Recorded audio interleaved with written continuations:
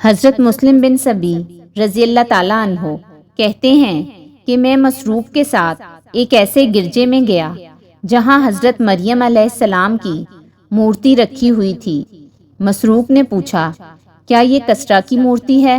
میں نے کہا نہیں، بلکہ حضرت مریم علیہ السلام کی مورتی ہے۔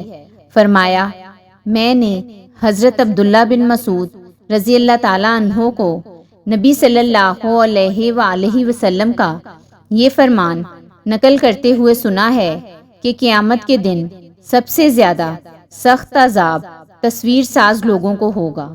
حضرت ابن مسعود رضی اللہ تعالیٰ عنہ سے مروی ہے کہ جناب رسول اللہ صلی اللہ علیہ وآلہ وسلم نے ارشاد فرمایا، اے گروہ نسواں، صدقہ دیا کرو، خواہ اپنے زیور ہی میں سے کیوں نہ دو، کیونکہ تم جہنم میں اکثریت میں ہو۔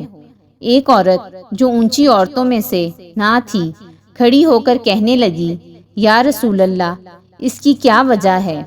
فرمایا، اس کی وجہ یہ ہے کہ تم لعن طعن بہت کرتی ہو اور اپنے شوہر کی ناشکری اور نافرمانی بہت کرتی ہو۔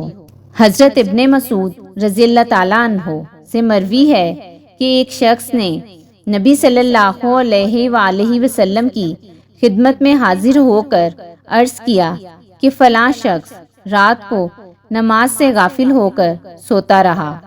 نبی صلی اللہ علیہ وآلہ وسلم نے فرمایا، اس کے کان میں شیطان نے پیشاب کر دیا ہے۔